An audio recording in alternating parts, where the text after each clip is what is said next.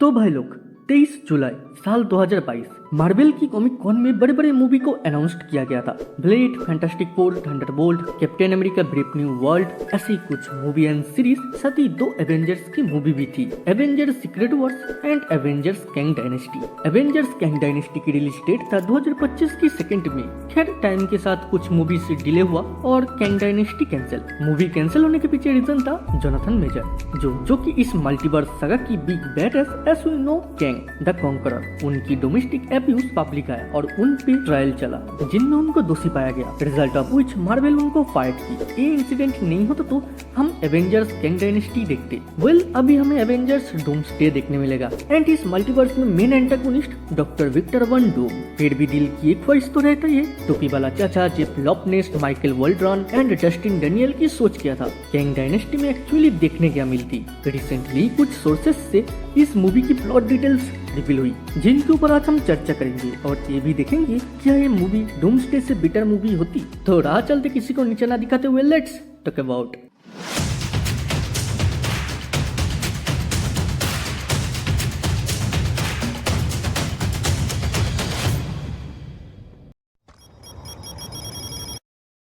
Movie की initial plot leak से ये पता चलता है ह्यू रिमेंस की younger version scientist Nathaniel Richard, जो कि उस टाइम आयरन लेड से जाना जाता, वो एवेंजर्स के साथ मिलकर कैंग की वेरिएंट्स के खिलाफ लड़ाई करने आता। अनफॉर्चुनेटली कैंग ऑफ काउंसिल उनको डिफेक्ट कर देती, जिसके बाद नथानियल रिचर्ड मल्टीवर्स में ट्रेवल करके अपना एक मल्टीवर्सल एवेंजर्स की टीम बनाता। इस टीम में फैंटास्टिक फोर, एक्स-मैन की कुछ prominent character like Hugh Jackman की वुल्वरीन, साइक्लोप्स, स्ट्रॉम, साथ ही टॉबी मैगवायर, एंड्रू गारफील्ड और टॉम हॉलैंड की स्पाइडरमैन जैसा कुछ ओजी हीरोज भी रहता। आपको तो याद ही होगा मल्टीवर्सल वॉर के बारे में, जिस वॉर को ह्यू रिमेंस ने एक्सप्लेन की थी लॉकी की सीजन 1 में। उस वॉर के टाइम कैंग्स की कुछ हाईटेक गैजेट खो गया था इस मल्टीवर्स में, जिन गैजेट्स को अभी हम जानते हैं संची का 10 रिंग एंड कमाला की ब्रेसलेट के रूप में। नथानियल रिचर्ड्स इन्हीं सारी चीजों की माध्यम से और अपना एवेंजर्स टीम के साथ काउंसिल ऑफ कैंग को डिफीट करता। लेकिन इस स्टोरी के अंत में नथानियल रिचर्ड के साथ क्या होता वो एक्सप्लेन नहीं किया गया। प्रोबेबली अंत में वो ह्यू रिमेंस की रोड को फॉलो करता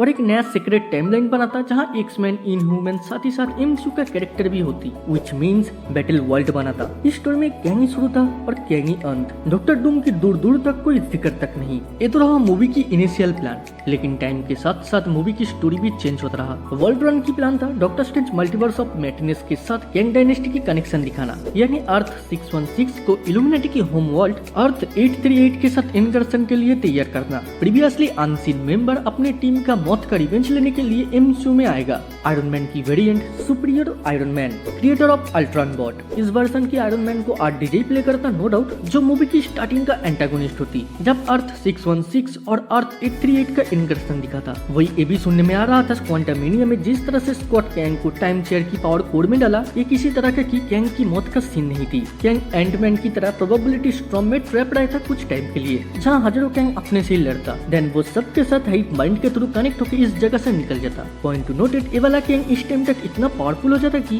कैंग की मोस्ट पावरफुल वेरिएंट बन जाती, जो खुद को बियॉन्डर नाम से बुलाता। जी सही सुने हो, बियॉन्डर को अलग से कास्ट नहीं किया जाने वाला था, कैंग ही बियॉन्डर होती एंड कैंग डायनेस्टी में वो सारे कैंग को मार के मल्टीवर्स को डिस्ट्रॉय करके बैटल वर्ल्ड बना था। सिमिलर स्टोरी लाइक 1984 की सीक्रेट वॉर्स में हम देखे थे, जहाँ बियॉन्डर ये काम किया था। हालांकि बियॉन्डर कॉमिक में अलग ही कैरेक्टर है, वो कैंग नहीं है, मगर एमसीयू में ऐसा ही देखने मिलता। मूवी की नेक्स्ट एंड आखिरी प्लान था टीबीए काउंसिल ऑफ कैंग को इनकर्शन ट्रिगर करने से रोकने के लिए कुछ पावरफुल हीरोज को पिकअप करती, जो अपने रेस्पेक्टिव रियलिटीज का एंकर होता, लाइक टॉम, एंड्रू, टॉबी की स्पाइडरमैन, ह्यूज जैकमैन की वुल्वरीन, निकोलस केज की गोस्ट राइडर। ऐसा ही कुछ ओजी हीरोज के साथ हमारा एवेंजर्स तो था ही। मूवी सीक्रेट वॉर्स की लेवल की नहीं होती, फिर भी उससे कम भी नहीं। एट द एंड टीबीए की ये प्लान भी फेल्ड हो जाता, मल्टीवर्स कोलैप्स होने लगता। फिर इमोर्टल सारे यूनिवर्स की हीरोज को वॉइड मिला था, जो बैटल वर्ल्ड नाम से सीक्रेट वॉर्स को सेटअप करती। तो देखा जाए हर स्टोरी अपने जगह से सही है ऐसे ड्राफ्ट, जो आगे चल के और भी इंप्रूव होती। वटएवर, मूवी में कुछ कैरेक्टर को लीड रोल में भी देखने मिलता, जस्ट लाइक टॉम हॉलैंड की स्पाइडरमैन, जो कैंग डायनेस्टी में लीड रोल में रहता। साथ ही कुछ मेजर हीरोज जो अर्थ में कैंग की वेरिएंट के साथ लड़ाई करता, लाइक मून नाइट, सी हल्क, सेंग-ची, एवेंजर्स। बेसिकली लॉपनेस की सोच मूवी की मेजोरिटी पार्ट ग्राउंडेड रहेगा, बट मल्टीवर्सल एलिमेंट के साथ। ऐसा ही सोच वोल्ट्रॉन का भी था, लेकिन उनकी प्लान था कैंग को कागुआ की तरह प्रेजेंट करना। नारुतो फैंस नो मैं किसके बारे में बात कर रहा हूँ, शिनोबी वर्ल्ड की ग्रेटेस्ट विलेन खतरा उचिया जिसको कागुया ने मारा था। इतना डिस्ट्रक्शन, इतना निंजास की मरने के पीछे एक ही था, वो था कागुया। प्रोनाउंसिएशन सही नहीं है, आप स्क्रीन पे देख लेना। जो एक अनबिलीवेबल रिबेल था नारुतो फैंस के लिए। ऐसा स्टोरी इधर भी देखने मिलता। गैंग का कॉन्करर आगे चल के बियॉन्डर बनता, जो इन सारे इनकर्सन और काउंसिल ऑफ गैंग के पीछे रहता। ये सब कुछ रिवील होती सीक्रेट वार्स में। इनस्यू का कागुया बियॉन्डर्स होता।